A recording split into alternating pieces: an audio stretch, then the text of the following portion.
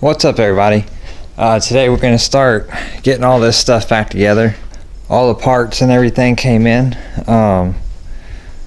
We got a clutch master cylinder, slave cylinder, got offset ball joints for the upper control arms, but one of these is wrong. Same box, same part number, but two different ball joints in the boxes, so we'll have to figure out which one of these is right.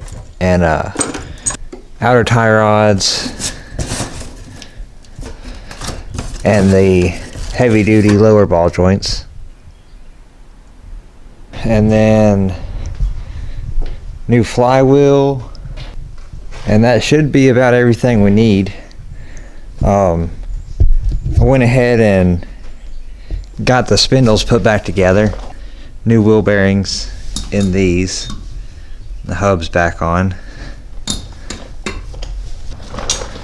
So we're gonna start right here with the clutch, get the flywheel put on and all that stuff, and get the transmission back on the engine.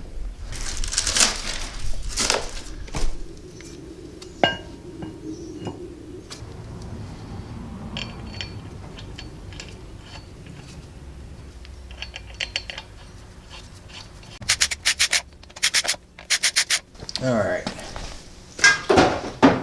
set up and lock the engine down so we can torque those flywheel bolts. Alright, got a breaker bar on the other side of it, wedged up against the ground, holding it in place.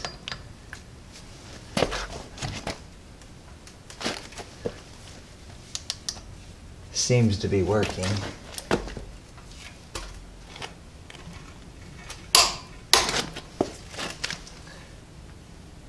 And this is 87 foot-pounds.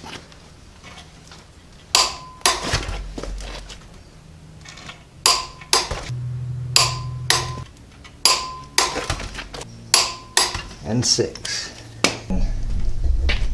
Hold the engine still. It's literally as simple as a breaker bar down to the ground.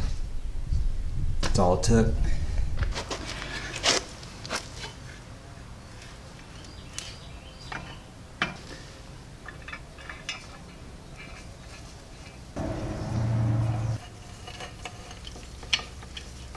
Alright, I think I got it on there right. But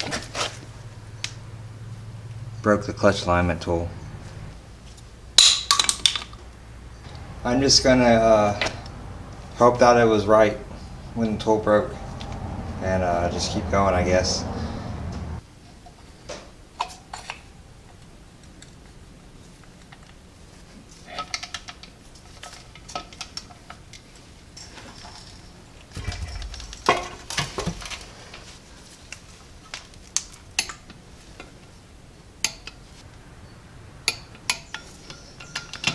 Alright, there's that. See if I can't get this broken clutch alignment tool out of here now. That makes me nervous, but oh well. Okay, see if I can't get this transmission up on here.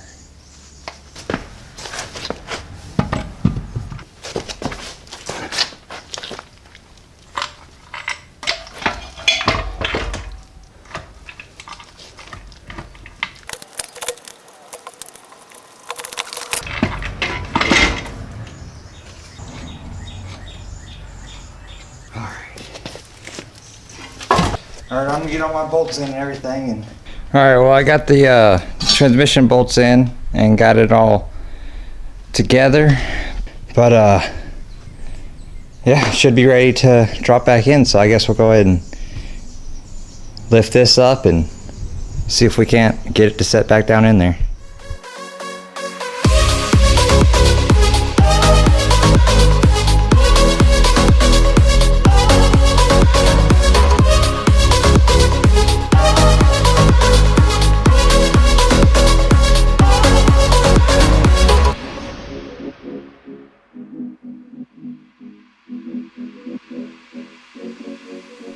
All right, so this back engine mount, like always, gave us some trouble, and I couldn't get it in, so got a little sidetracked and got the 50 up and going. Got its carb clean and all that, and rode it for a while, and came back to this, and Matt at Motorsports guys came over and gave me a hand, and we got this thing the rest of the way in there.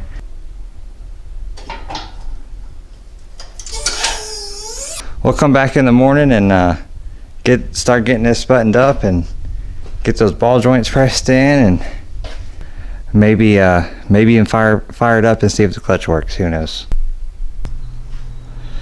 All right, next day, just spent the morning slowly putting everything back together.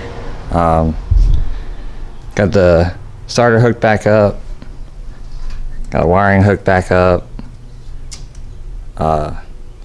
throttle cable is on, the fuel in, fuel out, it's all hooked back up, and I'm not going to put in the radiator yet because I'm going to do a new slave cylinder, and that's what we're going to do next. So it's just these two bolts right here, and this pulls off there. There's the old slave cylinder, then got the new one in here, just finished bleeding it. I'm gonna throw the radiator back in here and hook the two hoses up, and then I guess we'll start seeing if we can't figure out how to press these ball joints out of here. Okay, all that's done.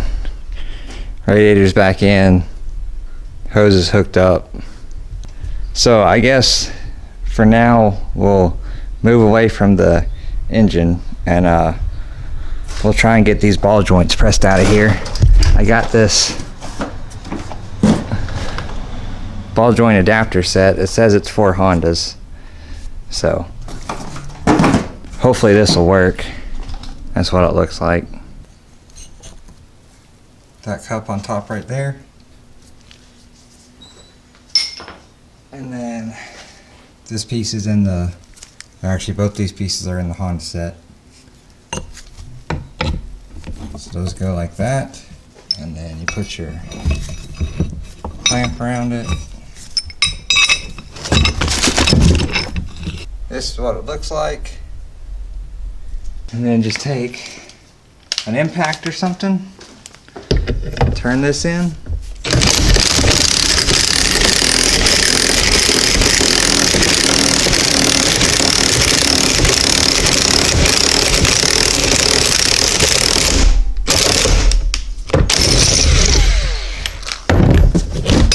And then hopefully it'll all come back apart. I took the boot off the first one. Probably should have done that on this one too.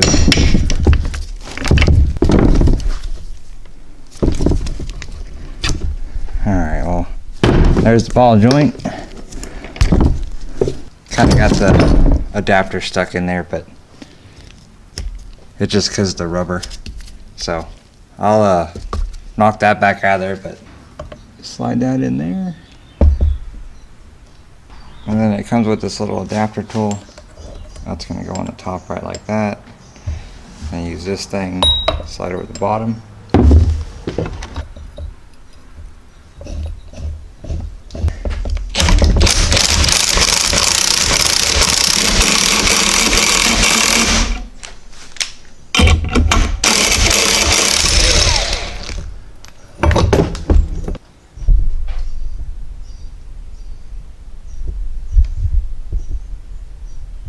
Got that in there.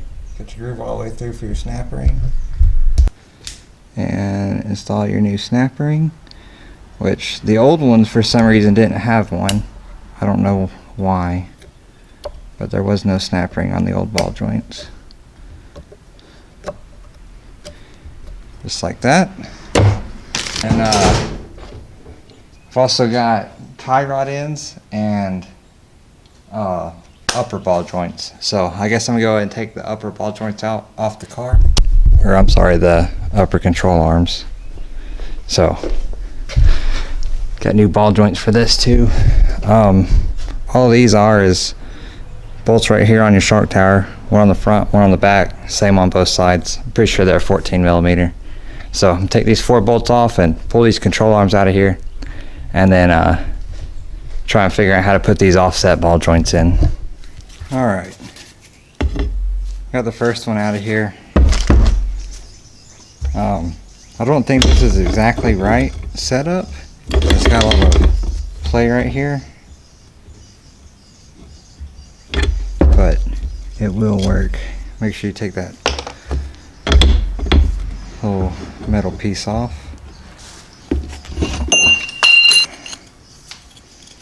Just the cup right there.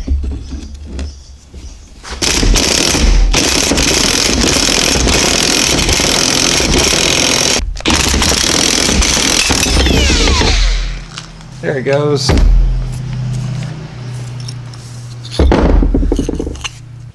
as far as these offsets go, they sent me 2 separate ones. Same part number, same box, but very different ball joints. Alright, so both of these ended up fitting. They're just 2 different styles. This one's like a slide adjuster, and this one you turn it to adjust it.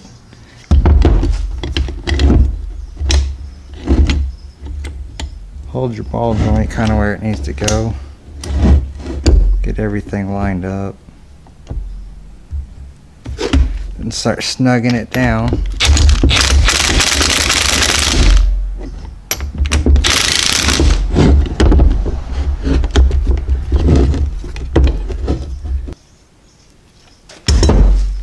Might be a little bit too far out.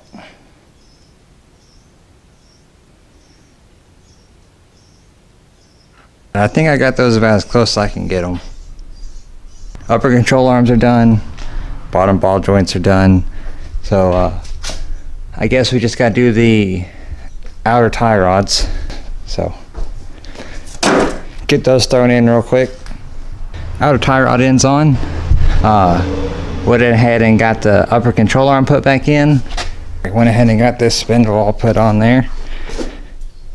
But with all this new stuff on here, it went back together a lot easier. That upper ball joint is still at a really bad angle. This side has the little bit different style of the ball joint, so maybe this one won't be as bad.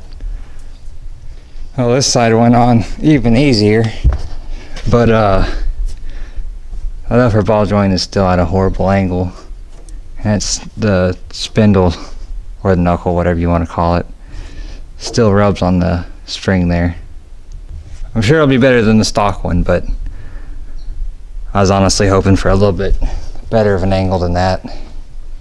So from here, it's just buttoning it up, really. Exhaust, shift linkage, coolant, some stuff like that. Test drive, see if it works. Need another set of hands to help me bleed the clutch out.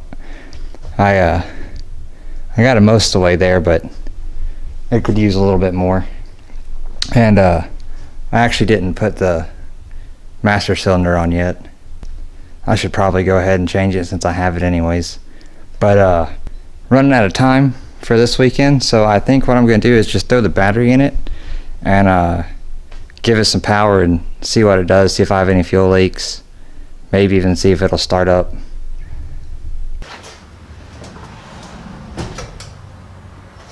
There's still some stuff here and there, it's kind of loose, but we should be alright.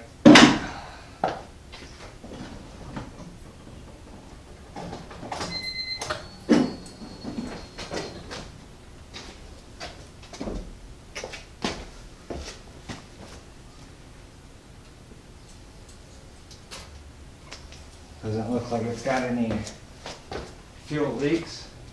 Let's prime it again.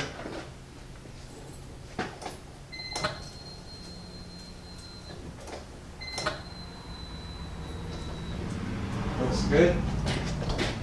Alright, let's see what happens.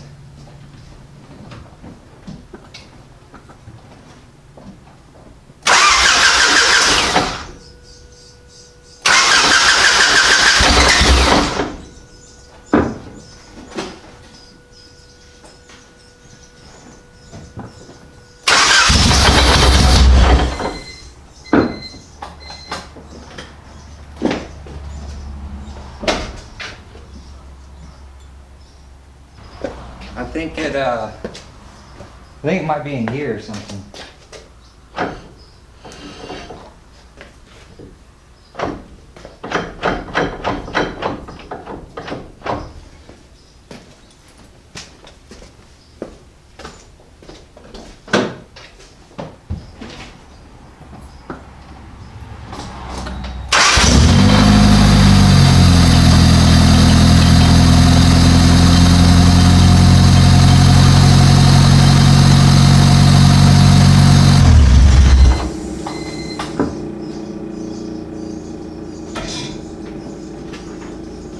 Alright, so the car's in gear.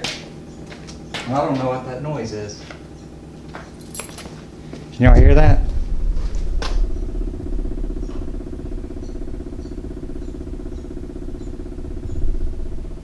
I have no idea what that is. Whatever it is, it just came to a stop. Alright, well, at least it runs. But that's going to be all for this week. Next week it'll just be buttoning everything up, exhaust, shift linkage, get the clutch bled out a little bit better, get some coolant in it, and then take it for a test drive. Hopefully I can load it up and actually go to the woods somewhere or something with it, I don't know. But we'll get this thing wrapped up next week. So we'll see you next week for another one. Be sure to like, comment, subscribe. Peace.